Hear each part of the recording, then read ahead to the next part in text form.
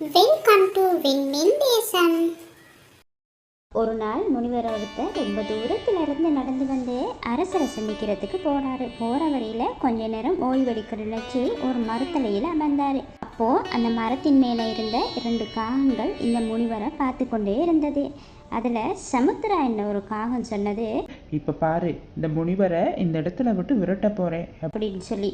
அதற்கு பட்டு என்ன காகம் சொன்னது, வேணா, முனிவரோட சாபத்துக்கு ஆளாகாத அப்படின்னு சொல்லி சொன்னது.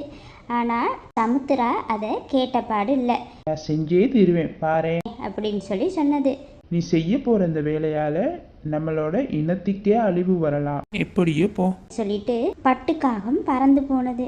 சமுத்திரா கேட்ட மாதிரி இல்லை, பறந்து போற மாதிரி போய் முனிவரோட உடம்புல எச்சம் பண்ணிவிட்டு பறந்து போய்விட்டது.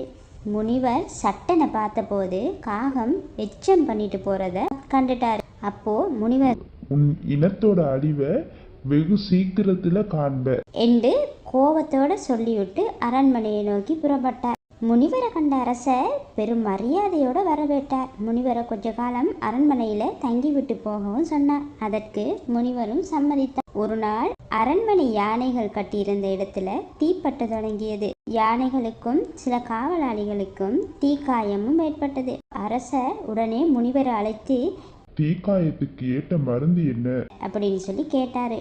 அதற்கு முனிவர், தீக்காயத்துக்கு காகத்தோட என்னதான் நல்ல அரசருக்கு பதில் சொன்னார். இதை கேட்ட மன்னரும் நாட்டில் உள்ள எல்லா காகத்தையும் கொன்று எண்ணெய் எடுக்கும்படி உத்தரவிட்டாரு. அதே போல ஊர் மக்களும் சரி, காவலாளிகளும் சரி, எல்லா காகத்தையும் கொல்ல ஆரம்பித்தார்கள். காகத்தோட இனத்தின் அழிவை பார்த்த முனிவர் சந்தோஷப்பட்டார்.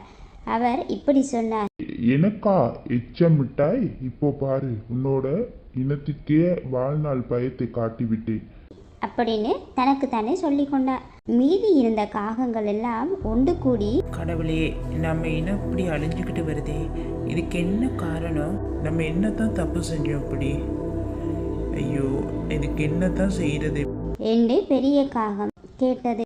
அப்போ அங்கே பட்டுவும் சமுத்திராக்காகவும் இருந்தது. பட்டு சொன்னது, எல்லாத்துக்கும் சமுத்திரா தான் காரணம். ஒரு நாள் முனிவரை கோவப்படுத்த ஏதோ செய்ய போறதா சொன்னான். இவன் தான் ஏதாவது செய்திருப்பான். நான் அன்னைக்கே சொன்னேன் வேணாம்னு சொல்லி, ஆனா கேட்ட மாதிரி இல்ல. அப்போ எல்லா காகத்துக்குமான பெரிய காகம், சமுத்திரா, நீ தவறு செஞ்சிருந்தா உடனே போய் மன்னரை சந்திச்சு நடந்தது சொல்லி மன்னிப்பு கேளு. அதற்கப்புறம் விதிப்படி நடக்கட்டும், உடனே புறப்படு என்று கோபமாக திட்டியது. உடனே சமுத்திரா காகமும் அந்த இடத்தை விட்டு போய் ஊர் மக்கள் கண்ணிலும் படாமல், காவலாளிகள் கண்ணிலும் படாமல் ஒரு மாதிரி அரண்மனைக்கு போய் மன்னரை சந்தித்தது. பிறகு மன்னரை சந்தித்து நடந்தது எல்லாம் சொன்னது. பிறகு முனிவரும் அங்கே இருந்ததால முனிவரை அரசர் வர சொல்லி முனிவரிடம் அரசர் காகத்தை மன்னிப்பு கேட்க சொன்னார். காகமும் கெஞ்சி மன்னிப்பு கேட்டது. முனிவரும் மனசிறங்கி காகத்தை மன்னித்து விட்டார். மன்னித்து விட்டு, இனியாவது புத்தியோட நடந்து கொள் அப்படின்னு சொல்லி திட்டியும் அனுப்பிவிட்டார். பிறகு அரசருக்கும் நன்றி சொல்லிவிட்டு முனிவருக்கும் நன்றி சொல்லிவிட்டு சமுத்திரா காகம் மகிழ்ச்சியோடு அரண்மனையை விட்டு வந்துவிட்டது.